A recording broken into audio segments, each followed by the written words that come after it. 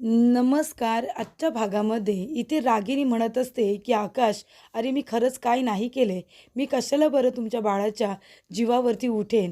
भूमी, मी खरं सांगते बाळा, माझ्याबद्दल मनामध्ये राग नको ठेवूस. मी या घरामध्ये फक्त एक राखणदार म्हणून राहते. मी कधीही काही चुकीचं केलेलं नाही आहे. अगं, जर मी तुझ्या किंवा तुझ्या बाळाच्या जीवावरती उठले असते, तर मी तुझं लग्न या घरामध्ये आकाशबरोबर का बरं लावून दिलं असतं? मी आकाशबरोबर तुझं लग्न कधीच लावून दिलं नसतं आणि या घरामध्ये सुद्धा तुला ठेवलं नसतं. कधीच तुला या घरातून बाहेर काढलं असतं. जर मला पैसे हवे असते तर.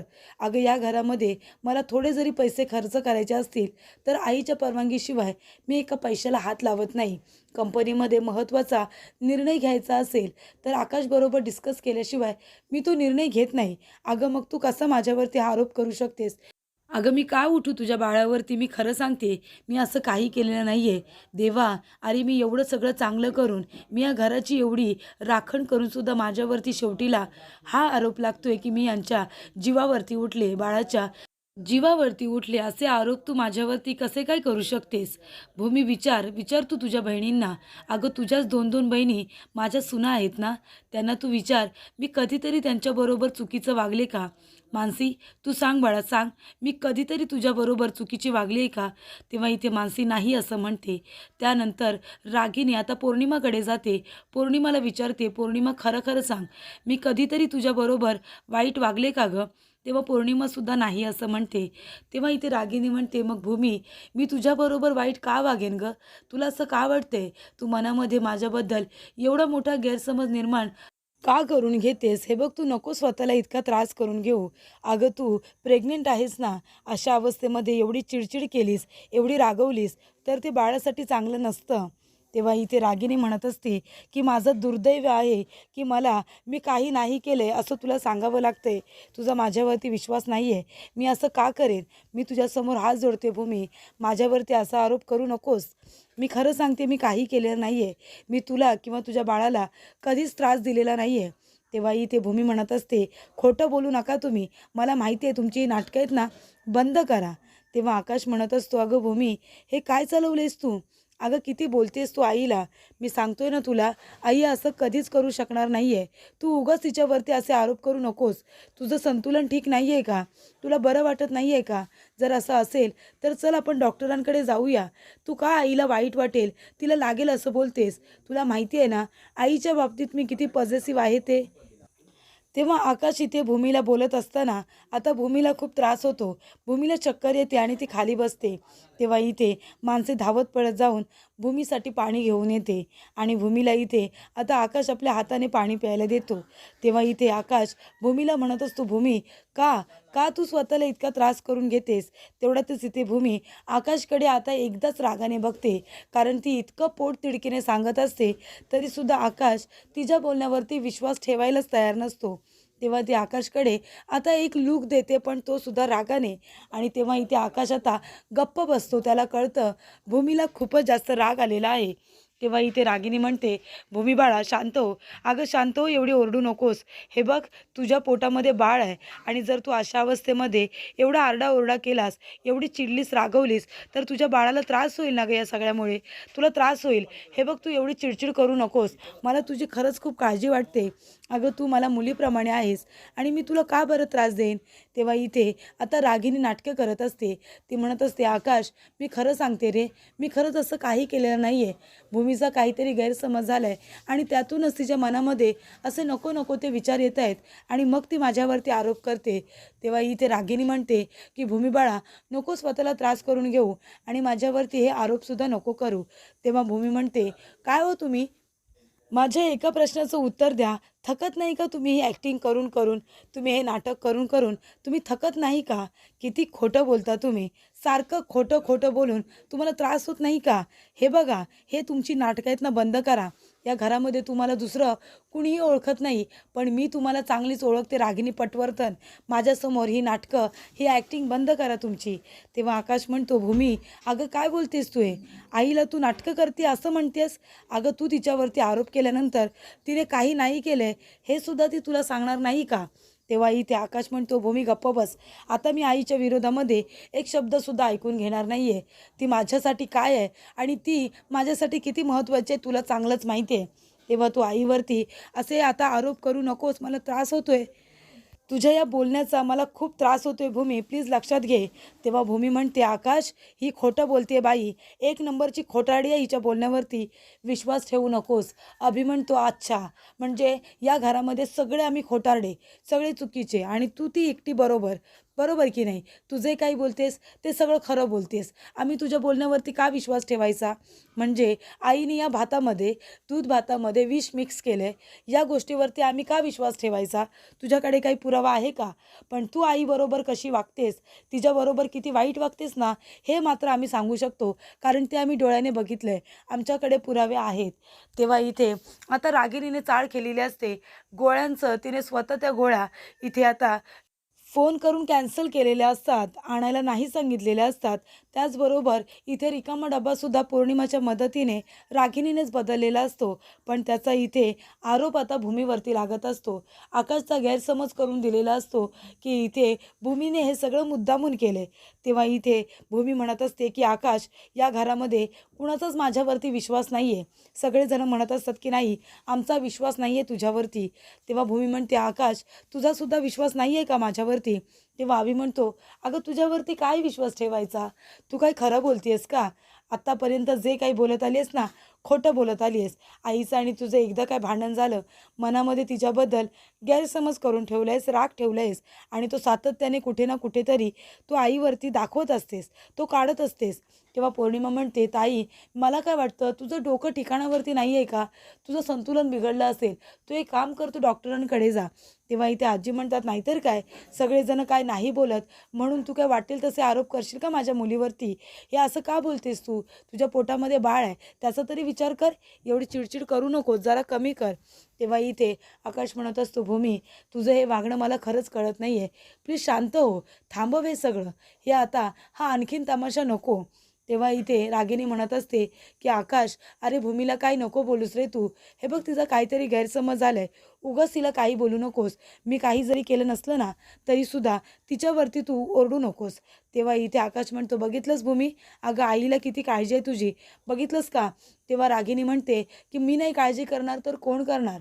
तेव्हा भूमी म्हणते, बंद करा ही तुमची नाटकं. मला तुमच्या काळजीची अजिबात गरज नाही आहे. आकाश तुझा माझ्यावरती विश्वास नाही. मी आपल्या बाळाची शपथ घेऊन सांगते की ही बाई खूपच जास्त नाटकी आहे. हिने भातामध्ये विष मिक्स केलं आहे, मी स्वतःच्या डोळ्याने बघितलं आहे. तेव्हा तू माझ्यावरती विश्वास ठेव, मी खोटं बोलत नाही आहे.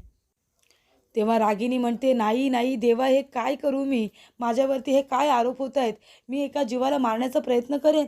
भूमी अगं तुला माहिती आहे ना, हा वारस, हे बाळ आमच्यासाठी किती महत्त्वाचं आहे आणि तुला असं वाटत कसू शकतं की मी तुझ्या बाळाला मारण्याचा प्रयत्न करते? भूमी मी हात जोडते तुझ्यासमोर, माझ्यावरती एवढा मोठा आरोप करू नकोस गं. मी खरं सांगते तुला, मी हवं तर तुझ्या पाया पडते. तेव्हा इथे भूमी बाजूला होते. आकाश म्हणतो, आई प्लीज प्लीज तू शांत हो. हे बघ, मी तुझे हवं तर भूमीच्या वतीने माफी मागतो. तिचा काहीतरी गैरसमज झाला असेल, तू नको स्वतःला त्रास करून घेऊ. तेव्हा इथे रागिणी म्हणते, नाही आकाश नाही, भूमीचा गैरसमज झालाय ना, तो दूर करायलाच पाहिजे. तेव्हा इथे आकाश म्हणतो, भूमी अगं काय करतेस तू असं? तमाशा हा बंद कर, मला आता सहन होत नाही आहे. तेव्हा भूमी म्हणते, आकाश म्हणजे तुला काय म्हणायचं आहे रे? मी खोटं बोलते असं वाटतंय तुला? मी खोटं बोलते का? मी आपल्या बाळाची खोटी शपथ घेईन असं वाटतं तुला? मी जे काही सांगते ना ते सगळं खरं आहे. मी एवढं पोटतिडकीने सांगते तरीसुद्धा तुझा विश्वास नाही बसत आहे का माझ्यावरती? तुला असं का वाटतं मी खोटं बोलेन? तुम्ही लोक तुमच्या भूमीला ओळखत नाही का? मी त्यांच्यावरती खोटे आरोप करते असं वाटतंय तुम्हाला? तेव्हा इथे माणसे आपल्या मनामध्ये म्हणते की ताईकडे कुठलेही पुरावे नाही आहेत, पण ताईने आता गप्प राहायला हवं. जर इथे बॉम्ब ब्लास्ट आणि इथे आकाश जिजूंच्या आईवडिलांचा ॲक्सिडेंट हा आईनेच घडवून आणला आहे, हे जर आता भूमिताई रागाच्या भरात बोललीच ना तर खूप मोठा प्रॉब्लेम होईल. आता तिला गप्प करायला हवं, कारण कुठलेही पुरावे नाही आहेत. तेव्हा मानसी त्याने म्हणते, हे बघा आकाश जिजू, आजी, ताईची तब्येत बघा किती बिघडली. ताई आता खूपच जास्त टेन्शनमध्ये आहे. तेव्हा आपण तिला आता जरा शांत होऊ द्या, तिला गप्प बसू द्या, आराम करू दे, म्हणजे ती व्यवस्थित होईल. तेव्हा इथे आजी म्हणतात की मानसी बरोबर बोलते, जा जा त्या भूमीला रूममध्ये घेऊन जा आणि तिला आराम करू दे. हा विषय आत्ताच इथे बंद करा. तिचं डोकं ठिकाणावरती नाही आहे म्हणून ती जास्तीत जास्त काहीही बोलते. जा तिला आराम करायला घेऊन जा.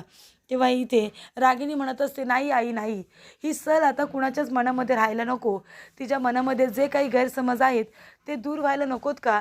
आताच्या आता या गोष्टीचा सोक्ष मोक्ष लागलाच पाहिजे. काय खरं काय खोटं सगळं काही सगळ्यांच्या समोर आलंच पाहिजे. हा खोटा विश्वास आणि ही सल मनामध्ये घेऊन मला तरी राहणं हे शक्य होणार नाही आहे. भूमी, तुझा विश्वास नाही आहे ना? नाही ना तुझा विश्वास? मग आता मी एक काम करते, मी या घरामध्ये राहतच नाही. मी हे घर सोडून निघून जाते. या घरामध्ये राहण्यात अर्थच काय आहे ना? या घरामध्ये मी राहणार नाही, मी निघून जाते. पण तू इथे सुखाने आणि समाधानाने राहा. तेव्हा इथे आकाश म्हणतो, आई तू कुठेही जायचं नाही आहे. या दूध भातामुळे हा गैरसमज निर्माण झाला आहे ना, हा दूध भात मी खातो. म्हणजे तरी भूमीचा विश्वास बसेल की याच्यामध्ये तू विष मिक्स केलेलं नाही आहेस, विष मिसळलेलं नाही आहेस, हे भूमीला कळेल. हा दूध भात मी खातो. भूमी म्हणते, आकाश तू खायचं नाही आहे. मी तुला शपथ देते, तू हा दूध भात खायचा नाही आहे. हे बघ, याच्यामध्ये खरंच यांनी विष मिसळले. मी स्वतःच्या डोळ्याने बघितलं आहे. तेव्हा इथे रागिनी म्हणते की नाही नाही, ह्याच्यामध्ये विष मी नाही मिस केलं आहे. तुला माहिती आहे ना आकाश, मी असं का करेन? अरे माझं किती प्रेम आहे तुमच्यावरती, या घरावरती. आणि मी तुमच्या आनंदाला इथे का बरं गाळबोट लावेन? तुमच्या बाळाला मी का मारेन? पण आता मी हे सिद्ध करणार आहे की याच्यामध्ये मी विष मिस केलेलं नाही आहे. त्याच्यामुळे आता मी हे खाणार आहे. तेव्हा इथे आता रागिनीने दूधभात खायला घेतलेला असतो आणि ती बरोबर इथे आयडियाने आता बाकीचा दूधभात हा मिक्स करत असते आणि काही दूधभात हा बाजूला ताटामध्ये करून ठेवलेला असतो. रागिनी म्हणते, आकाश मला खरंच असं वाटलं नव्हतं रे की माझ्यावरती कुणी असा आरोप करेल की मी कुणाला तरी मारण्याचा प्रयत्न करते. मी असं का करेन, मी असं का करेन? माझं दुर्दैव की मला हे सिद्ध करावं लागते की मी काही केलेलं नाही आहे. तेव्हा इथे आजी म्हणत असतात, रागिनी अगं ती वेड्यासारखी बोलते म्हणून तू सुद्धा आता वेडं होऊनच तिला उत्तर देणार आहेस का? कशाला तू दूधभात खातेस? आमचा विश्वास आहे तुझ्यावरती. तेव्हा इथे मानसी म्हणते, ताई म्हणतायत ना तर आपण तिच्यावरती विश्वास ठेवूया ना. कशाला उगाच कोणी दूधभात खाते? कुणीच खाऊ नका. तेव्हा अथर्व म्हणतो, मानसी म्हणजे तुला काय म्हणायचं आहे? भूमिताई बोलते ते सगळं बरोबर आहे का? म्हणजे तुला सुद्धा असंच वाटतंय का? त्या दूध भातामध्ये इथे विष टाकले असं तुला वाटतं म्हणून तू म्हणतेस की कोणी खाऊ नका म्हणून? तेव्हा मानसी म्हणते, नाही मला असं नव्हतं म्हणायचं, पण हे सगळं या दूध भातामुळे सुरू झाले ना, म्हणून मला ते थांबवायचं आहे. हे प्रकरण इथे आत्ताच्या आत्ता थांबवा. ताई तू चल बरं, तुझ्या रूममध्ये चल आणि आराम कर. तेव्हा इथे रागिनी आता म्हणत असते की भूमी तुला असं वाटते ना ह्याच्यामध्ये मी विष टाकले, मग आता मी तुझा गैरसमज दूर करते की मी कुणाच्याही जीवावरती उठलेले नाही आहे. हा बघ, हा दूध भात आहे ना, मी स्वतः खाते. मग तर तुझा विश्वास बसेल ना की याच्यामध्ये मी काहीही टाकलेलं नाही आहे म्हणून? मी खरं सांगते भूमी, मी नाही का याच्यामध्ये विष टाकले. तेव्हा आकाश म्हणतो, आई अगं तुला हा दूध भात खायची काय गरज आहे? मी खातो ना. तेव्हा रागिनी म्हणते, नाही नाही आकाश, कुणीही खायचं नाही आहे. हा दूध भात फक्त मीच खाणार. तेव्हा इथे भूमी म्हणते, तुम्ही खाल्लात ना तरीसुद्धा चालेल, कारण मला माहिती आहे तुम्ही त्याच्यामध्ये विष टाकले. आणि तुम्हाला काय वाटलं ही नाटकं तुम्ही आहे ना घरच्या लोकांसमोर करा, माझ्यासमोर नका करू. कारण माझ्यासमोर तुमचा खरा चेहरा आला आहे आणि आता या घरच्या लोकांसमोर सुद्धा आणायची वेळ आली आहे. म्हणून मी आता तुम्हाला बोलते, कळतंय तुम्हाला? तेव्हा इथे रागिनी त्यातले एक घास खाते. तेव्हा भूमीला आठवतं, ती म्हणालेली असते की रागिनी म्हणालेली असते की आता हा होणाऱ्या बाळाच्या आईचा शेवटचं जेवण. तेव्हा इथे शेवटचं जेवण म्हणते आणि त्याच्यामध्ये दुसरंच काहीतरी टाकते. पण हे सगळं भूमीचा गैरसमज व्हावा, भूमी अशीच रिॲक्ट व्हावी, भूमी सगळ्यांच्या नजरेत पडावी म्हणून रागिनीने केलेला प्लॅन असतो. आणि तो प्लॅन आता पूर्ण झालेला असतो, कारण इथे भूमी वेड्यासारखी वागलेली असते आणि त्यानंतरला सगळे तिच्यावरती रागवलेले असतात. तेव्हा इथे रागिनीने दूधभात खाल्ल्यानंतर आकाश म्हणतो, झालं भूमी, आता तुझ्या मनाला शांतता भेटली का? आता आईने स्वतः दूधभात खाल्ला, आता तरी तुझी खात्री पटली की त्याच्यामध्ये विष नाही आहे म्हणून? तेव्हा इथे आजी म्हणत असतात, भूमी झाला तेवढा तमाशा पुरे झाला, माझ्या मुलीवरती असे आरोप करू नकोस. आकाश म्हणतो, या घरामध्ये सगळे तुझे लाड करतात, तू सगळ्यांची लाडकी आहेस म्हणून त्याचा आता तू गैरफायदा घेणार आहेस का? वाटेल तसं सगळ्यांना बोलणार आहेस का? हे चुकीचं आहे भूमी.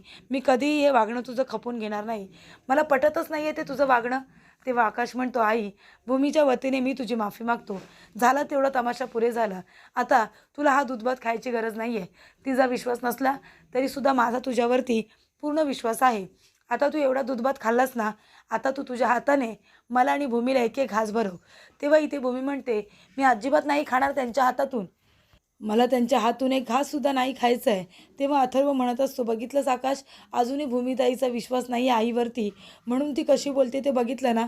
तेव्हा रागिनी म्हणते, बरं ठीक आहे, तिला नको खायचं तर नको खाऊ दे, पण तू तरी खा आकाश, माझ्या हाताने खास. तेव्हा इथे आता भूमी म्हणत असते की बाजूला ठेवा ते ताट. आकाश, तू नाही खायचं, मी सांगते ना, तू नाही खायचं हा दूध भात. या बाईवरती माझा अजूनही विश्वास नाही आहे. तेव्हा इथे आकाश म्हणतो, भूमी अगं तू असं कसं बोलू शकतेस? आईने आता स्वतःच्या हाताने दूध भात खाल्ला, तू बघितलंस ना, तरीसुद्धा तुझा तिच्यावरती विश्वास नाही आहे. अगं अशी का वागतेस तू? तुझं खरंच डोकं फिरलंय का? आजी, मी भूमीला उद्याच्या उद्या डॉक्टरकडे घेऊन जातोय. तेव्हा इथे भूमी म्हणत असते की आकाश, अरे या बाईचा खरा चेहरा माझ्यासमोर आलाय. मला माहिती आहे ही किती कटकारस्थानी बाई आहे ते, आणि जसा तुमचा चेहरा माझ्यासमोर खरा आलाय ना, तसा एक ना एक दिवस मी सगळ्यांच्या समोर तुमचा खरा चेहरा आणणार म्हणजे आणणारच. हा इथे माझा शब्द आहे तुमच्यासाठी. तेव्हा इथे भूमीने आता चांगल्या पद्धतीत इथे रागिणीला उत्तर दिलेलं असतं. भूमी म्हणते, मी नाही हार मानणार तुमच्यासमोर, आणि मी तुम्हाला, माझ्या मुलाला, माझ्या बाळाला दुखापतसुद्धा नाही करू देणार. कळलं तुम्हाला? तेव्हा जितकी नाटकं करायची आहेत ना, यांच्यासमोर करा. तर पुढील भागामध्ये आपण बघूया. इथे आकाश म्हणत असतो, भूमी आईची माफी माग आणि आताच्या आता हा विषय इथे क्लोज करून टाक. तेव्हा भूमी म्हणते, अजिबात नाही, यांची माफी तर मी कधीच मागणार नाही आहे. तेव्हा इथे आजी म्हणतात, भूमी अगं या घरामध्ये तुला कुणी काही बोलत नाही, आम्ही सगळे तुझे इतके लाड करतो, म्हणून याचा अर्थ काय तू माझ्या मुलीवरती नको नको ते घाणेरडे आरोप करशील का? मग ते सहन केले जाणार नाही. कळतंय तुला? काय केले तरी काय माझ्या मुलीने इतकं, म्हणून तू तिचा इतका राग करतेस? तेव्हा भूमी म्हणते, ऐकायचं आहे तुम्हाला तुमच्या मुलीने काय केलं ते? ऐका तर मग. तेव्हा भूमी म्हणते की आकाशच्या आईवडिलांचा अपघात कुणी घडवून आणला? दुसरं तिसरं कुणी नाही, रागिनी पटवर्धन यांनीच घडवून आणलेला आहे. आकाशला आणि मला मारण्याचा प्लॅन कुणी केला? रागिनी पटवर्धन यांनी केलेला आहे. तेव्हा रागिनी पटवर्धन आता लवकरात लवकर तुमचा खरा चेहरा सगळ्यांच्या समोर येणार आहे, आणि तुम्ही जेलमध्ये जाणार आहात खडी फोडायला, असं भूमी म्हणते. म्हणजे आता घरातल्या सर्व लोकांसमोर इथे भूमी रागिणीला एक्सपोज करते, सगळं खरं सांगते की तिने किती आणि काय काय चुका केल्या होत्या. तेव्हा रागिनी आता खूपच जास्त घाबरते.